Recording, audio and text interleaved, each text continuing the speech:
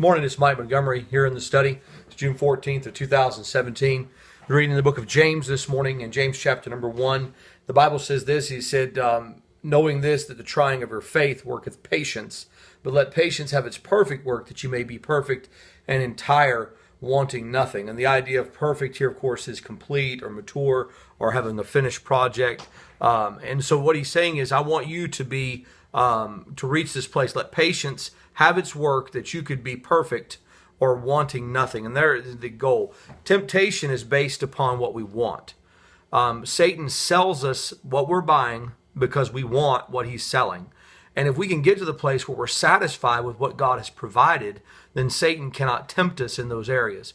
And so when you begin to look around your life, what you are not thankful for is the area in which Satan can tempt you. But what you are thankful for, that is where Satan cannot tempt you. And so Thanksgiving ultimately becomes an antidote for temptation. It becomes the place where Satan cannot tempt me in that area because I'm truly thankful for what I have. And obviously we struggle in these areas because sometimes we're living in comparison to others. We're living in comparison to the person down the road or what we dream things would be right now. And so we become unthankful for what God has provided. But I challenge us that what we need to do is step back and look at what we have and give thanks for it. Now, he says this, let patience have its perfect work. What is patience? If I could give a definition to patience, I would say it's this. Patience is faith in the fact that God's timing is best. That what God has not provided is not what I need. And so therefore, when I need it, God will provide it if I need it. And so we sit back and we let patience rule our hearts, not impatience. And that is not to say that we should not be, should not be diligent at our work or have ingenuity in the way we do go about building things and maybe even having possessions.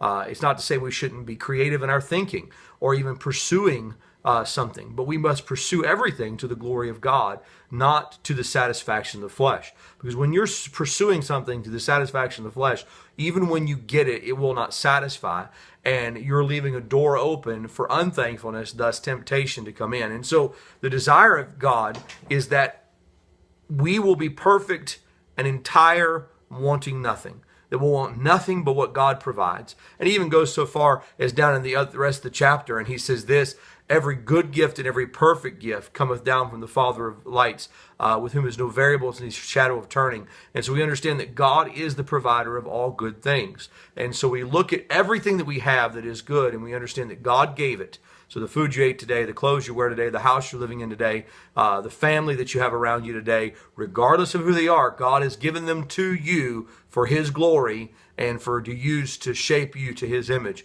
And so use those things for his glory and let the moment create in you patience. And so I challenge you on that this morning. When we want something, then Satan has a hook and he can draw us in.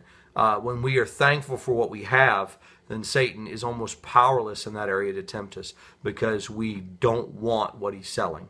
All right, God bless you. Hope you have a great morning. We'll see you next time in the study.